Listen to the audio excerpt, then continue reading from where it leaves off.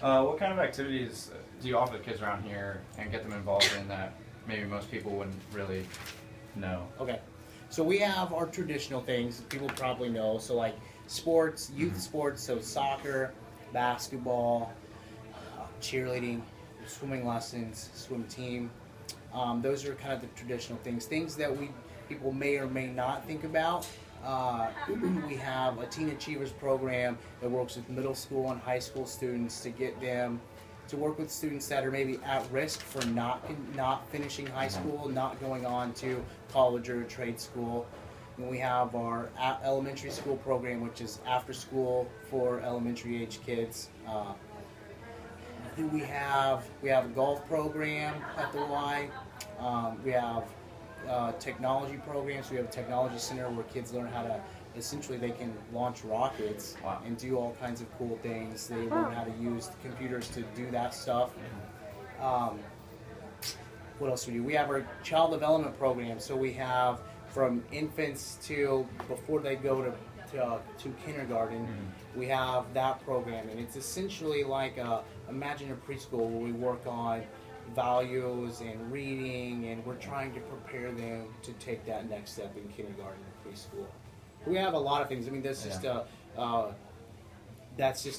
few of the different ones. We do camping trips. We have Safe Start, which is infant survival swimming. Trying to think, we have a bunch of different things. So that's some of them. That's awesome. All right. I guess we kind of went over this before, but is this the only YMCA location you've worked at? No, I've worked for. This is my 5th YMCA that I've worked at. I've been an executive, which is my position here, executive director at 2 Ys, so Central Blanchard Park here in Central Florida, and then YMCA in Kansas City, Missouri, and then prior to that, I was with 3.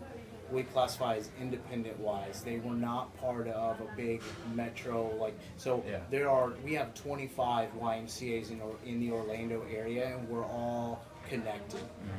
Kansas City was very similar to that. Prior to that, it was independent, so you're standalone. You're not connected with any other Ys.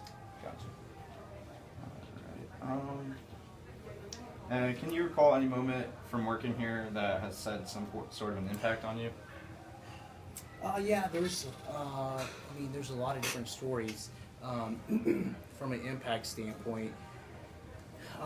One of the recent story relates back to swimming again, although I have things with summer camp and after school impact stories too, but with swimming, we had a mother bring her 8-year-old, enrolled her in swimming lessons. She actually received a scholarship, so that's part of our outreach, providing families with access to programs when they otherwise couldn't afford it. So we scholarshiped their family so she could take swimming lessons. She was very, very, very scared of the water. We didn't really know why. Some kids are just scared. So after a few weeks of working with her, she's able to swim across the pool. Then the mother shared the story of why she decided to enroll in lessons and why Zoe was so scared. Earlier, about a month and a half beforehand, they were at a birthday party at a local pool, and there's no lifeguard or anything present. Parents are, doing their thing. They're celebrating another kid's birthday party, and the other kids are swimming. Zoe slipped off the edge into 6 feet of water and sunk to the bottom, and no one noticed her. So That's her brother crazy. actually rescued her, and so she didn't have any lasting effects from her near drowning. But that was why her mom decided, I need to make an effort to put her in swimming lessons. And she came in here. We didn't know that up front, but we helped her with the scholarship, and now Zoe can swim laps in the pool. So that's an example of the impact. That's great. It makes a difference. Have any kids specifically taught you some sort of lesson?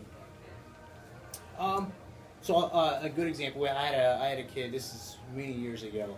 He was a kid that liked to get in trouble, cause problems at camp, and that's, we would rather have them in our program versus causing problems somewhere else, because at least we know that they're being supervised, even if they are, acting out.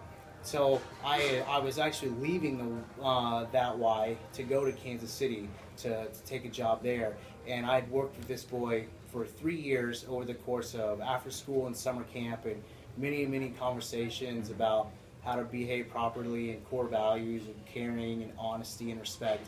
And so I questioned whether I was getting through to him or not. And on the last day that I was working at that Y, I was saying goodbye to everybody, and he came up to me. His name was Savantre, and he came up and he gave me a hug and said that he wanted to work for the Y when he grew up because he wanted to be like me, essentially. Aw. And I realized at that point that even though it felt like I wasn't impacting him, he taught me to just continue doing what we're doing every day, you know, and you're gonna get through eventually.